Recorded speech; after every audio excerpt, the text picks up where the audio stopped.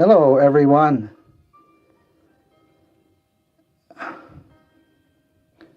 All you Woodsong friends, unseen, come with me and we'll step outside just a minute.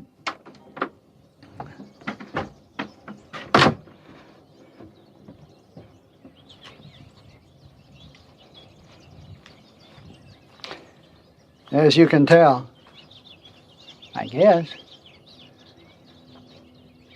if the recorder is picking up all the bird sounds, that it's spring here in Alabama.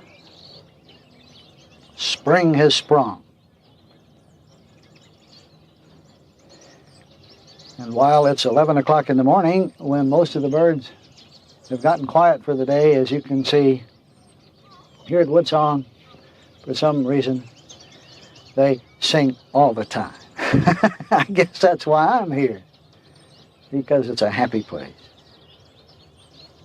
and a happy place to be. I am always amazed, no matter where I put Sam is my car, and no matter where I put Sally, that's Rachel's car, that the birds are very kind to Rachel's car. Now that ought to tell you something. Well, you also hear the March winds.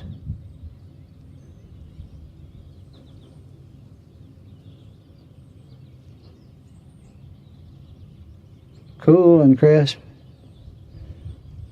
blowing in here at the most beautiful time of the year in Alabama.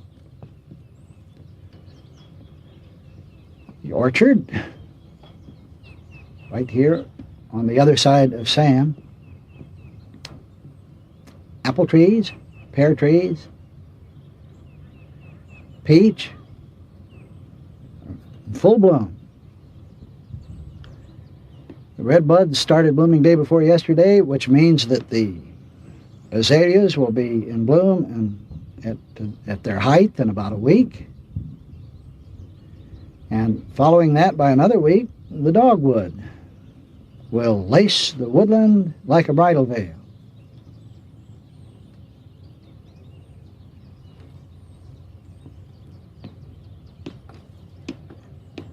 Spirea, tulip, jonquil, all blooming like mad right now. And a real orgy of beauty here at Woodsong. And from here, for whatever it may be worth, and hopefully it'll have some meaning in your affairs, I send you a message.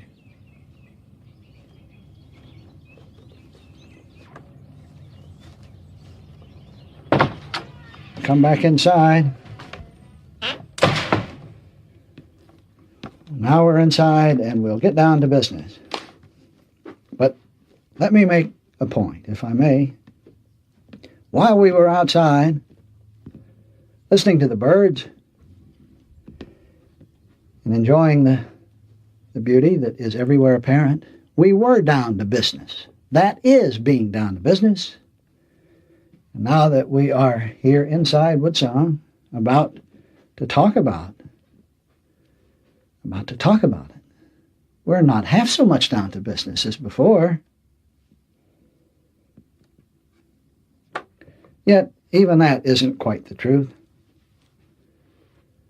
One is down to business at all times, no matter what he's doing.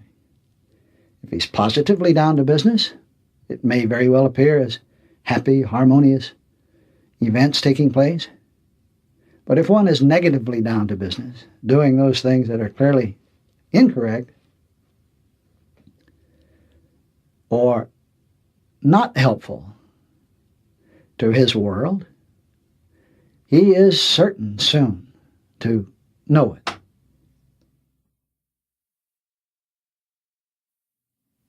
Woodsong friends, please let me remind you again. The reason it doesn't make any difference what we talk about during these discussions on these tapes is because the aim the aim of all of this together is what happens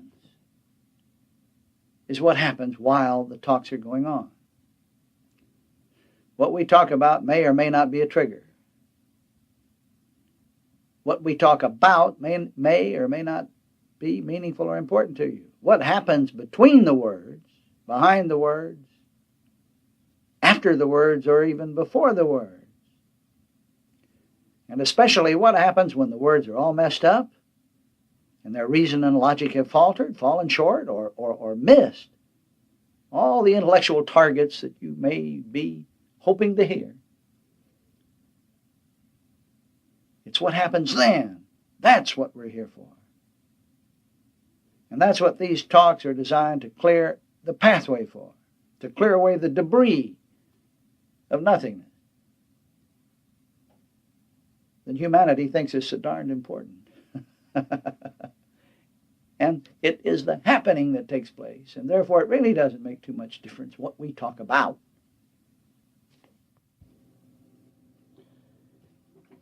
Here, perhaps, is another way of saying the same thing. Just swap microphones. Maybe this will be better. Here's another way of saying what I just said. Contrary to common sense, or contrary to the normal human determination, the very best lectures and talks and seminars and tapes, the very best ones, when they're listened to once, can be remembered hardly at all. That is, the detail cannot be remembered. The intellect has heard very little to lay its hands onto and to file away. But the heart has heard much. When the perfect lecture is done someday, when the seminal idea is presented in words, if indeed it is to be made in words, all of the material it includes, every bit of it, will have scooted past the intellect and will have lodged within the listener precisely where it came from, within the apparent speaker. The perfect lecture, the perfect tape will not be about trivialities, but it'll be about the basic essences of absolute simplicities. And these simplicities lie beyond intellectualism's limit. Yet these absolute simplicities can be articulated. They can. I have learned in part how to do it. Well, so much for that.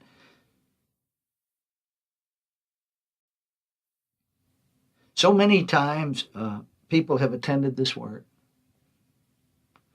and they come up to say when it's all over, they say, I don't remember a thing you've said, but I know it was the truth. Now, how many times people come to tell me about this wonderful event or that one that has just happened in the midst of their attendance, but they can't recall what it was that was said that allowed it to happen.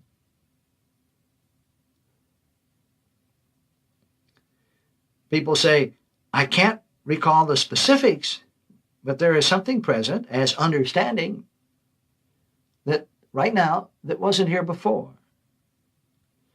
Well, I don't know how to explain this except to say that there is a time to speak to the intellect, and then there is a time eventually, ultimately, to speak entirely to the heart. Bottom up, we speak to the intellect primarily. Top down, we speak to the heart primarily. There's a happy balance that really speaks to them both. And actually, the fact is, when one talks to the heart, he is talking to the intellect too. But the intellect has to argue about a great deal of it. The intellect is spoken to by means of illustration, analogies.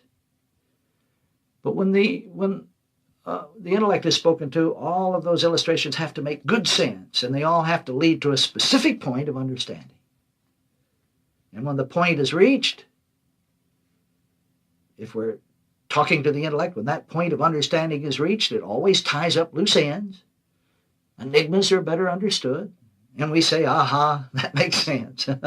But all during this time, we have become accustomed to seminars and tapes and lectures and everything to making sense. We've become accustomed to that. We think that everything has to be reasonable and logical.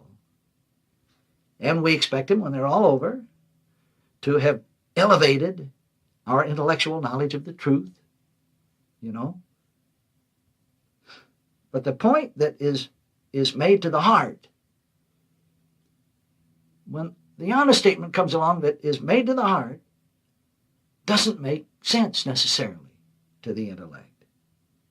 There are many inmost things which only the heart can confirm. Those secret things, when they're examined by the intellect of us, are absolutely nonsensical. Now, this is why the heart message is often, accepted at first. It's accepted at first while the heart is saying, yes, it's so, isn't that fine? I recognize that, I feel it within, but it's rejected in a few days later as absolute foolishness. And why is this so? Well, because we think back to the words that were used in making that heart message. We think back to the words, to the illustrations and so forth, and the intellect of us can't make heads nor tails out of it. They were acceptable only while the heart within was echoing and responding. Now, in the abatement of the heart's glow, and there is nothing wrong with the abatement of the heart's glow. How many seem to need to understand that? We don't live on a perpetual high. In the abatement of the heart's glow, the intellect always re-enters the scene. The intellect examines the words, looks at their structure. It looks for any flaws it can possibly find in the English, in the spelling, in the way the delivery is made, and if one happens to be in the presence of the one speaking, in the way he looks, in the way he says it, and so forth. But the intellect makes this tremendous re-examination and then discovers that the illustrations really aren't making much intellectual sense. At least it isn't up to the standard of the philosophers and the scientists. They have their guideline of reason and logic, of cause leading to effect, and it must be that way in a reprovable, demonstrable way. But when all of these words and analogies and everything were first being uttered from out of an understanding heart, they were like notes struck on a harp, each contributing to the other, until they sounded the unstruck overtone. The heart hears the overtone. The heart of us hears the overtone. The heart recognizes its own divine imprint as surely as the birdling out there hears its own song when its father up on a limb above him starts to sing. The heart does hear the overtone and recognizes its own song. Now, when a talk is directed to the heart, as this one is, but it sounds like it's to the intellect, doesn't it? But when a talk is directed to the heart, and it is proceeding harmoniously, the listener reaction, the reaction that is taking place, is from overtone to overtone. It's from a deep down response to another deep down response, which is very, very close to the source, to that divine imprint within. This heart response is not responding to the words of the speaker half so much as it's responding to its own song, its own overtone heard within. It is saying yes, yes, to its own presence within. And all of the words and the illustrations made by the speaker, the teacher, the master, the guru, the lecturer are incidental. They may be remembered or they may not be remembered. And usually they're remembered only a little bit. Well, when I've finished a session of just self-discussion, which is what it is, and someone comes up, eyes aglow, smiling or crying, barely able to talk, I understand what's happened. And I'm glad. I'm glad. When these people say they can't remember a thing I said, I'm overjoyed because I know then that the words have passed the intellect and touched down on the heart, at the heart level. But listen now, joyed as I am about those times, I'm also aware that it'll only be a matter of a few hours or a few days when that same one will begin to assail himself with his own make-sense intellect, when he takes time to give those words the close scrutiny, when he gives a close scrutiny to the whole event, a scrutiny that the old nature of us demands, it demands that everything be reasonable and logical and that it be a firm foundation, a step-by-step move toward a goal. All of that is supposed to be there before it will allow one to let go some cherished old landmark, to let go a prized opinion or anything that would threaten one's ego esteem. Well, listeners, my messages are not intended to instruct the intellect, though they do. If I can touch the heart, I touch the intellect too. But the words are essentially for the heart's confirmation, to touch down on that divine imprint in the heart that would say, yes, yes, yes. They are generally beyond intellectualism's ability to fully comprehend. Well, would that the judge of us could understand this. Mankind has grown to expect every meaningful statement coming from its institutions, coming from its professors, from its philosophers, from its scientists, to be an assist to the intellectual nature of us, period. And what bombast humanity will lower on anything that makes simple statements of that deep inner sphere within, which exists as far beyond intellectualism's reason and logic as the sun hovers above its many reflections in the river. So I know when the perfect message has been delivered, it will have poured past the swords of the intellect to stir the heart's own response with such calm tenderness and power that no re-intrusion by the old nature of us can prevail against it. It was Jesus' knowledge that one would re-examine all of the words and that they would come up again and again and again to be knocked down by the intellect, that he said, all these things that I say you shall hear again. Well, someday they'll be said so that the intellect will not fight to put them down. And I long very much to say it so perfectly that it will be heard by everyone who should happen to hear.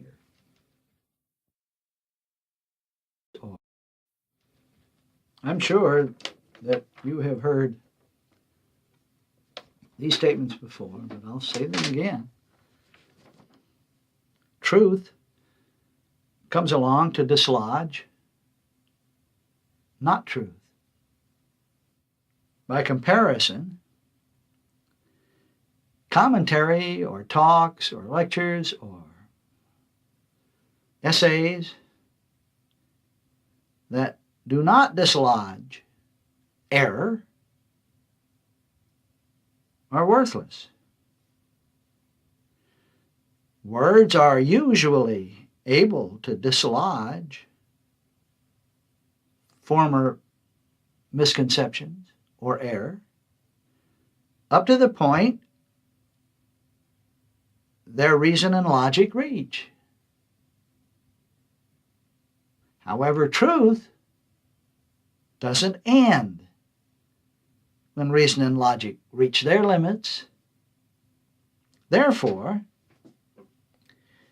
to reach out beyond the usual limit of words, they have to be used in ways that allow conscious awareness to exceed the limits of ordinary, reasonable, logical thought. Now, this is difficult for the very simple reason that words must be used within the boundaries of understanding, generally well within the limits of the intellect's reason and logic. I guess what I'm saying is that we eventually use words in ways that make sense in order to explain something that can be known only outside the boundaries of making sense. Well, this is not, of course, easily done. And it isn't done perfectly until it makes what does not make sense become perfectly understandable. And anything less than this,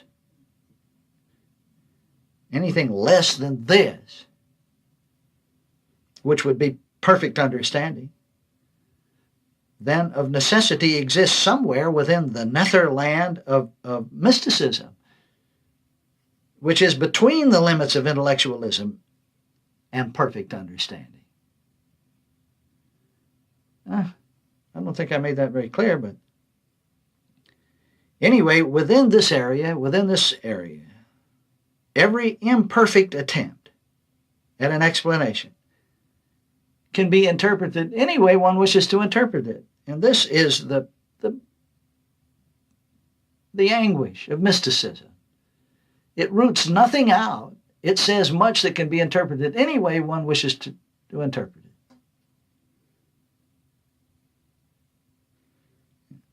And attempts that do not dislodge error will usually fortify it.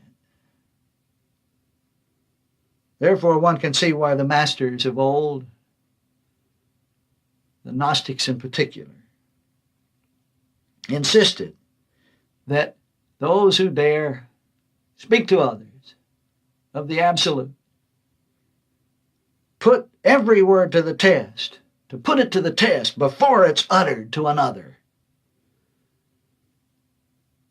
And that why the so-called speaking out of the spirit, speaking just out of the great flow of the muse sitting on one shoulder, like so many ministers do, who say, I've never prepared a sermon in my life, I just sit and let the muse come forth.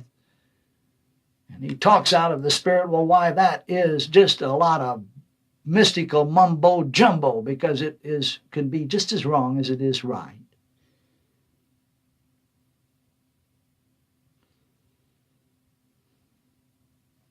And that why it is clearly apparent to us that the words that we utter in this manner should be lived thoroughly first.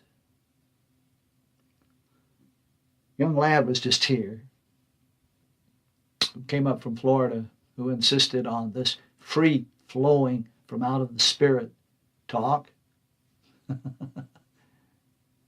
Well, I've learned to be sagacious and wise about such talk.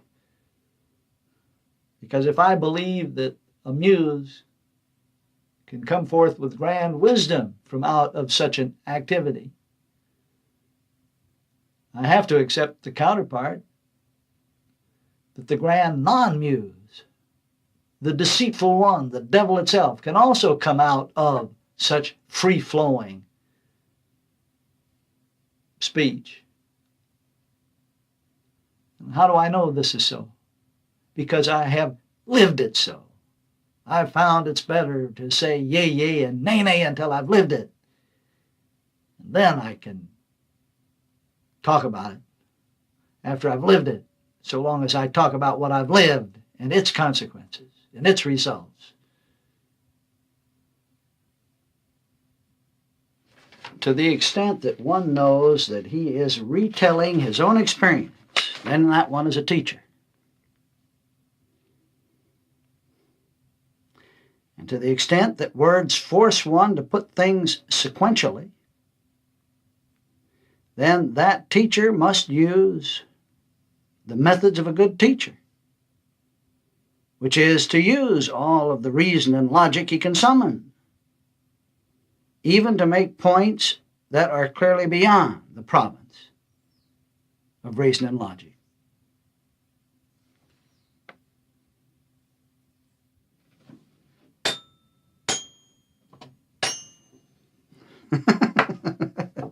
My gonger didn't gong.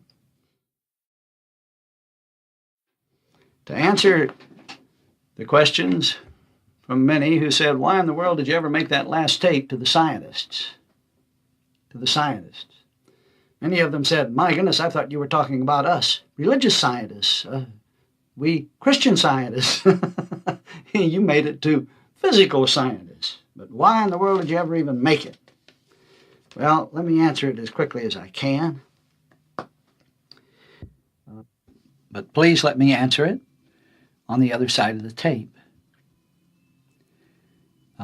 Be sure to let the tape run all the way through, so it will start at the beginning for you on the other side. All right, I guess you have your tapes turned over, or you won't be hearing me if you don't.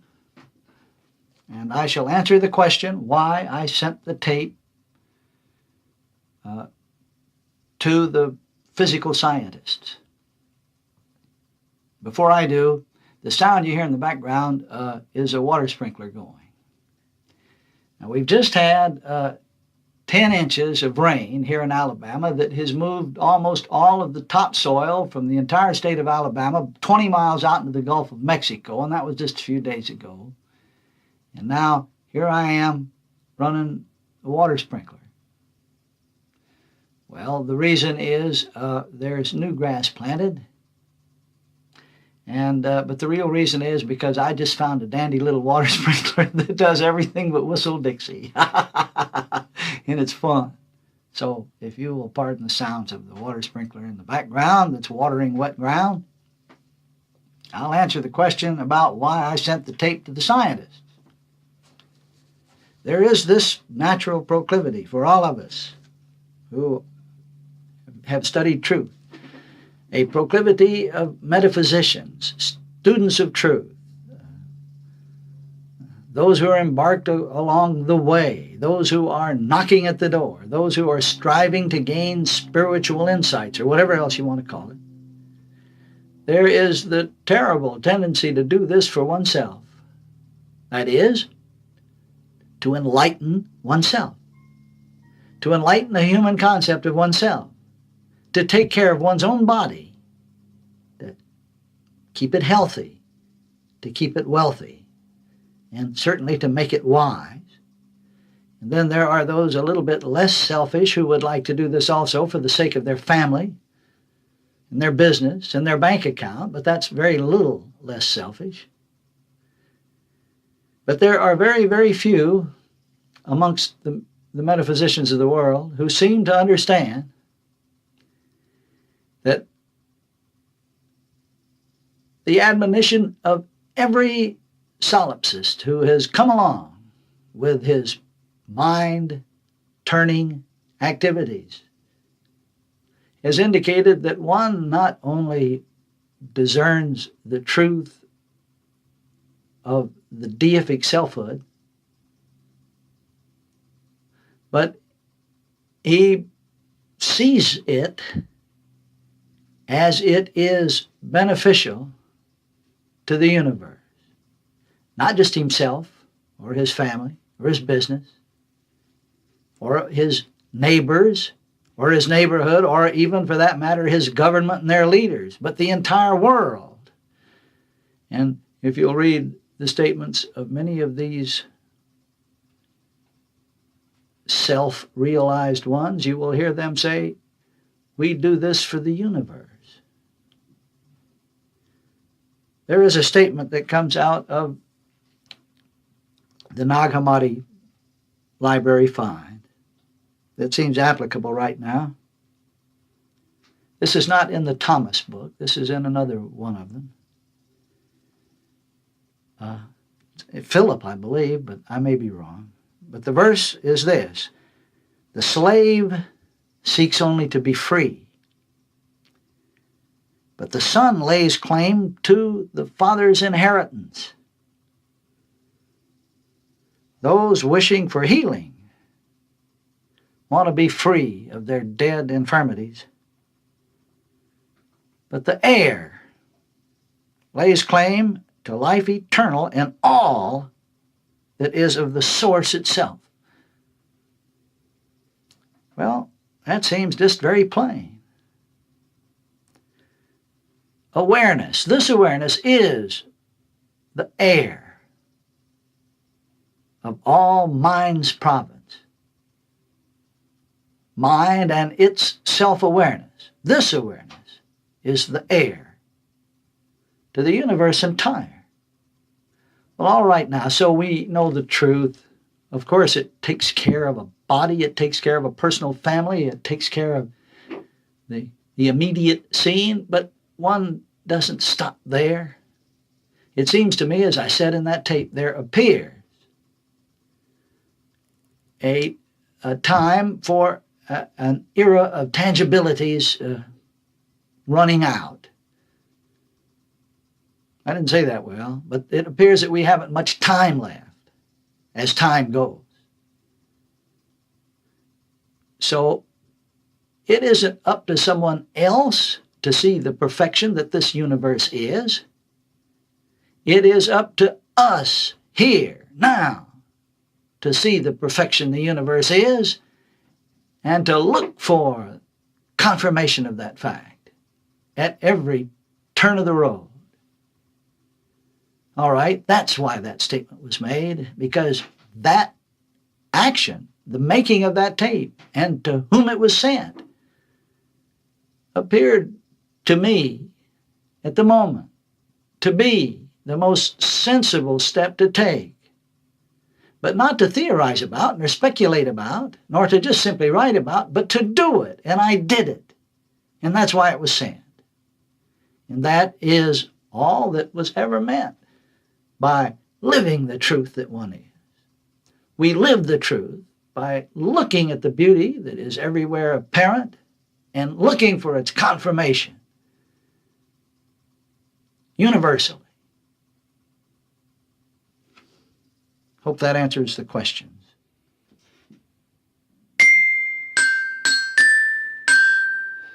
Boom, boom.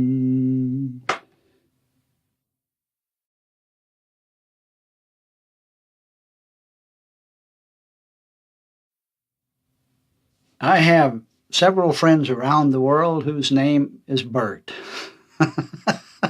The world isn't named Bert. My friends are named Bert. And I've corresponded with all of them at one time or another. A few months ago, I sent a taped letter to one, and since it seems applicable to everyone, I would like to share it with you, and I'm sure my friend Bert isn't going to mind a bit. Parts of that taped letter follow next.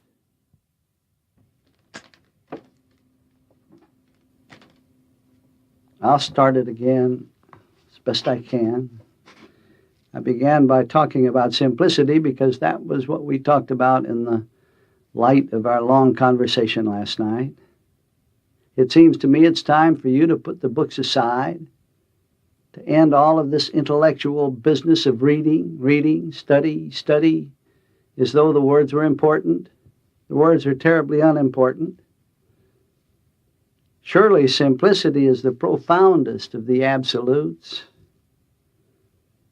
Of the thoughts the world has considered and meditated and contemplated and pondered at length, none seem so difficult to be comprehended by the metaphysician philosopher we play, nor more persistently disparaged and denied by our intellectual nature than the ultimate simplicity of the real, of the absolute.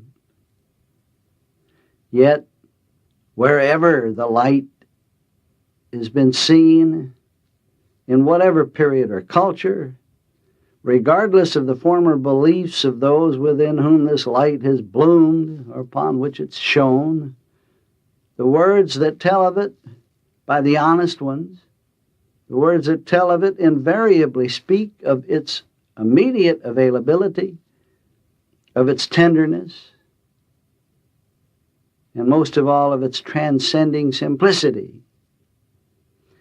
Enlightenment reveals that the ineffable appears a mystery only to the sophisticated nature of us, and that it's withheld. It's withheld from those who would search for it outside childlikeness, outside the childlike essence of their own being.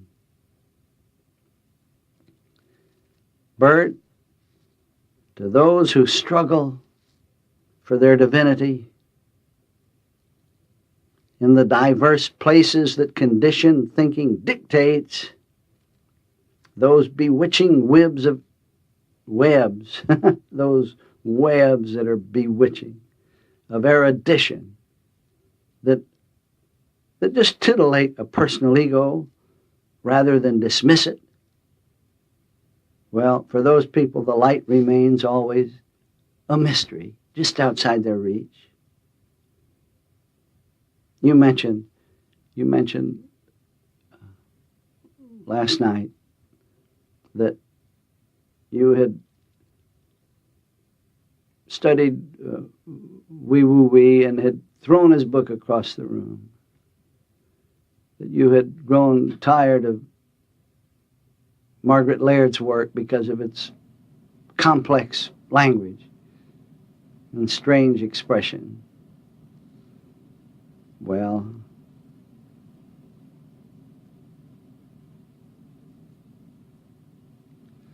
the light that comes in good measure, pressed down, shaken together, and running over and put into the lap of those who are willing to let go the vaunted self that tries to study the mumbo-jumbo of words, to act the simple child of God that we are already, in fact.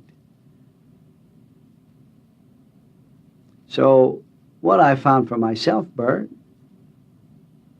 the light of the ineffable, the light of God, demands only the sacrifice of that phantom role we play as a somebody who's very smart, as a somebody who's done so much in the world, as a somebody who has great mental achievements to his credit, a surrender of that phantom role.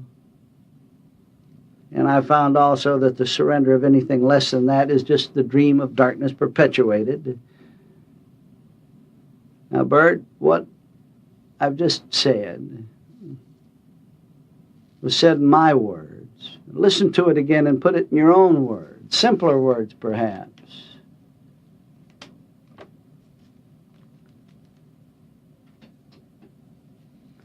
The answer to many problems lies in giving up the problem, ending contention with it, and then returning to the principle, the perfect principle, the ineffable, the unknowable God which is behind the problem. Now, Bert, I don't mean returning to it in a knowledge of precisely what God is, because no one knows. but just returning to the acknowledgement that there is an ineffable there, wherein the pure and perfect answer exists, is an already fact.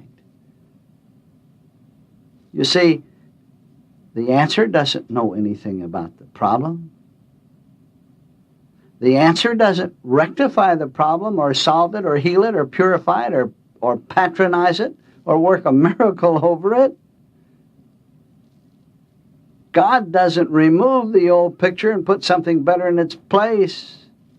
The answer exists instead of the old picture, explaining the old picture in ways that we understand. So it is, at least for myself, I leave the problem and return to the Father's house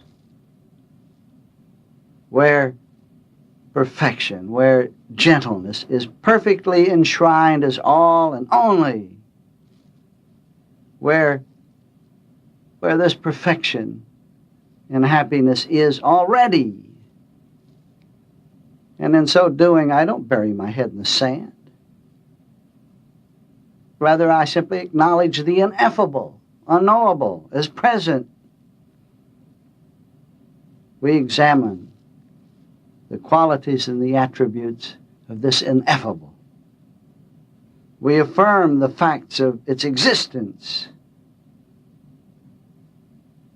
That's what we do, and we end the wrestling with the problem, with the not being, with the not enough strength, with the not enough enthusiasm, with the not enough whatever.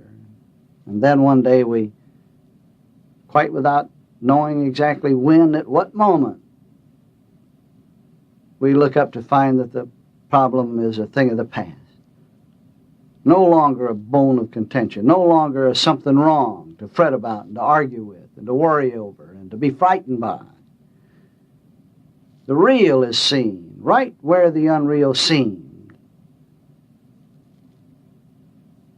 And at that time, I guess what the world calls a healing has taken place.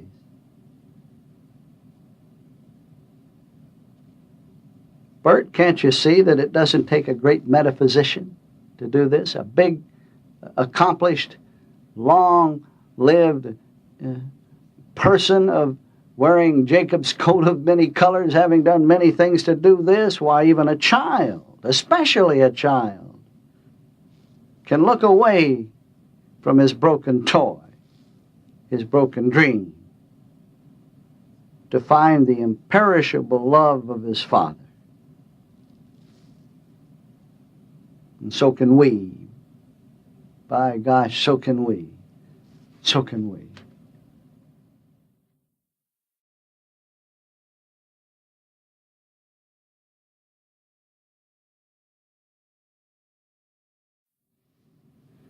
Seems to me, Bert, that we should all have a special place. Let me tell you about mine. Not far away from Woodsong here is a rolling hill. It's a green pasture now. And down those smooth slopes at the bottom lies a square field. It's corn and cotton in the summer. It's vetch and oats to rekindle the soil in the winter. And that field is surrounded with old black hardwood posts and rusty wire, wild ivy wrapped around. And in the summer, honeysuckle blooming and sweet with droning bees. Oh, many is a time I've stopped there at that fence to lean against it and rest. Now, along the west edge of the field and down to the river stretches a cool forest. It isn't a virgin forest, but it's been many years since it was timbered. It's filled with shaggy bark hickory and pine and scrub oak and those noble sycamores patched with pure white and crowned with thin silver leaves that flutter in the least wind. They're down in the lowlands close to the water. Well, my path takes an unnecessary turn from the straight way to the river to pass a special cluster of those big old sycamores, those soft regals of the woodland. And I have a friend among them, an elder statesman that stands 100 years tall, I'll bet you, that's seen many an Alabama thunderstorm.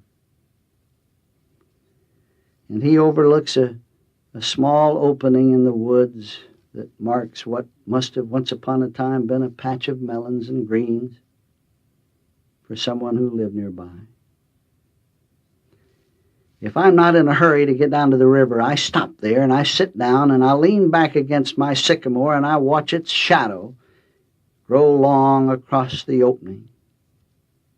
And I watch distant birds above soaring in the summer wind.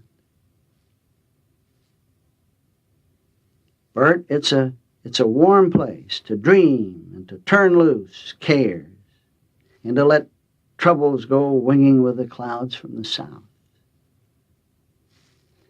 Well, I think everyone should have such a place when things seem oppressive.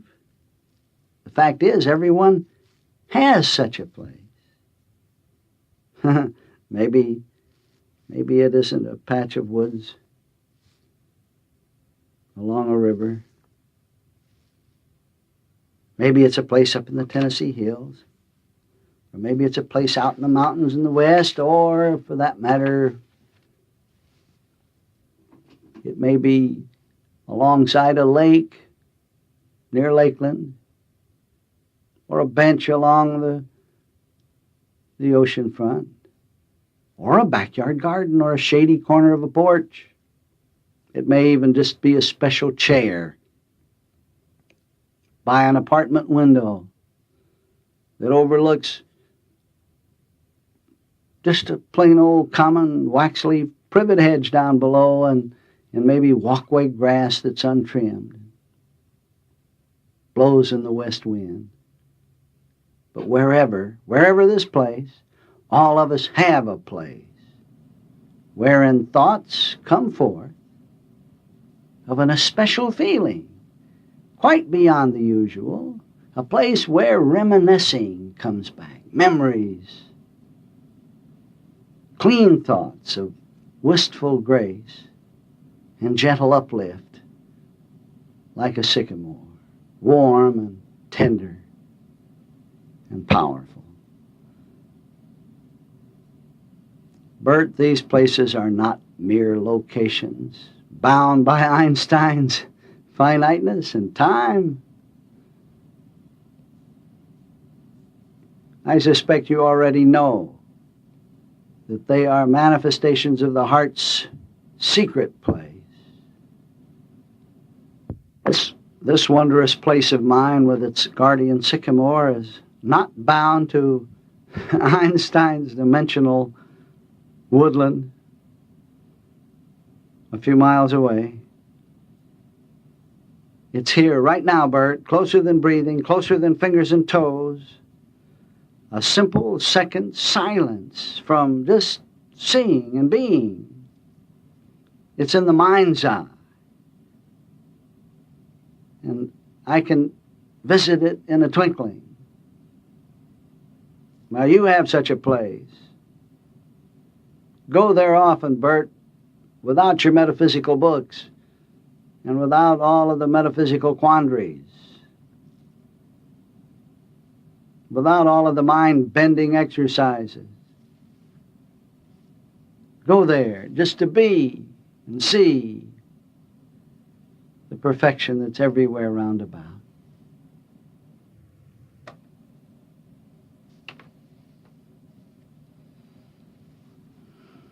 As hard as it is to tell about it,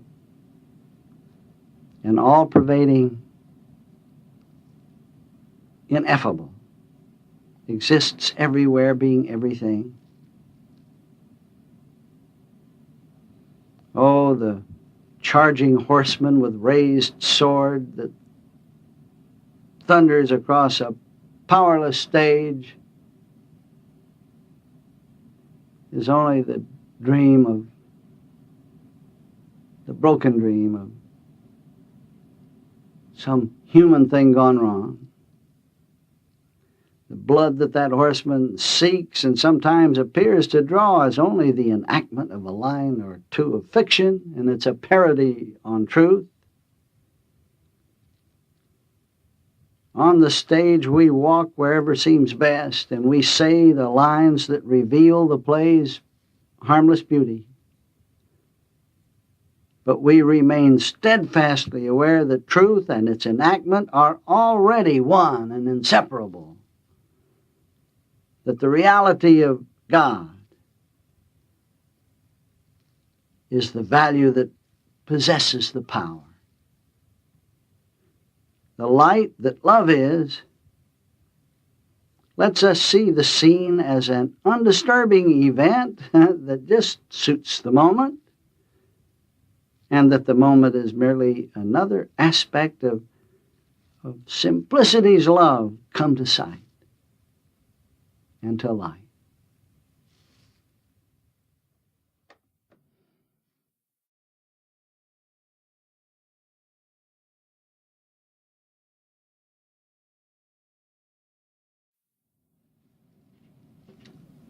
Metaphysical work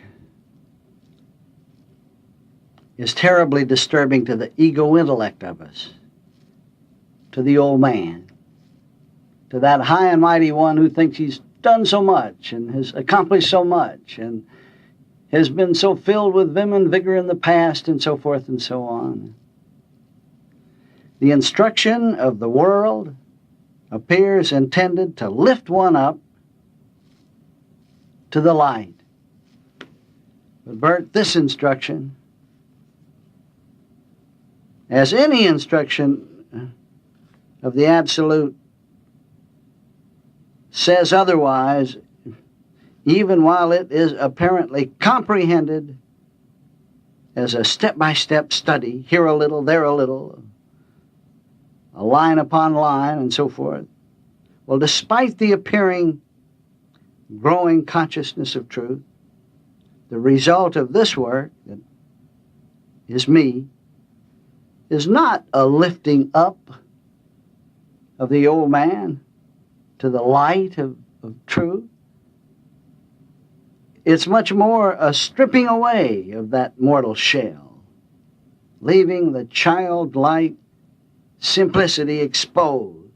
It's an uncovering of the light of identity, which has been here as us all the while. It's the return of sensitivity in all of its aspects. It's the child uncovered again, stripped of all the intellectual veneers, its worldly vestures ripped away. But Bert, if it doesn't seem that way, at least it is understood to be that way, if just in faith. We accept that as a fact of faith.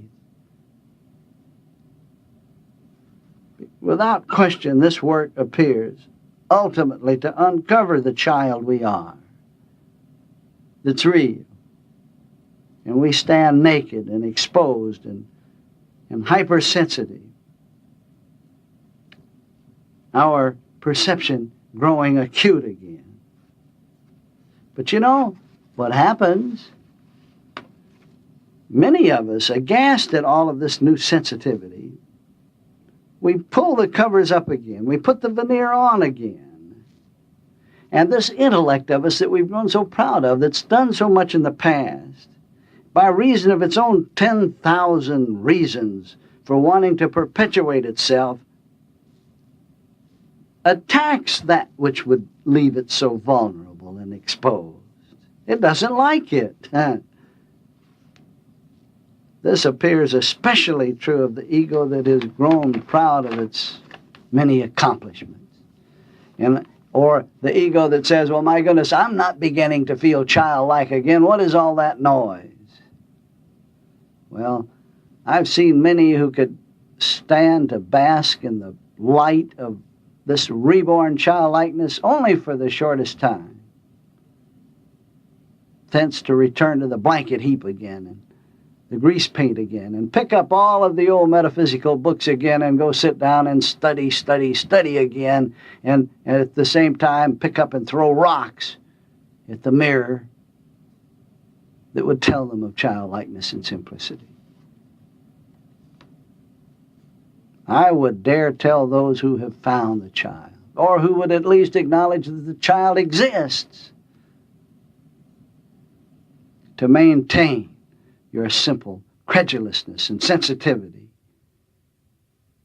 by living your childlikeness and simplicity. Hold this grand awareness close to the heart, because in truth, it is the heart. Love this love that you found yourself to be. Love this child you found yourself to be. See it in everyone. See it in everything. Because the everyone and the everything are but mirrored images of this child self anyway. Don't worry about the identity that has become raw, or the identity that hasn't become raw and remains insensitive. Forget that. Just acknowledge that deep inside is a child. A child whose defenselessness is its strength. Who would harm a child? Those who have the courage to remain the newly revealed child find that this child is the immutable one that one is. And you know, to be the one, to be the child, doesn't mean a forsaking of a job or a family or an organization. It doesn't even mean putting the metaphysical books away forever, because the child's views of those activities is sharp and perceptive. This child of us can't be fooled. We see and enjoy the real, leaving the rest alone. Ego shed is identity discovered. And this is so. This is so.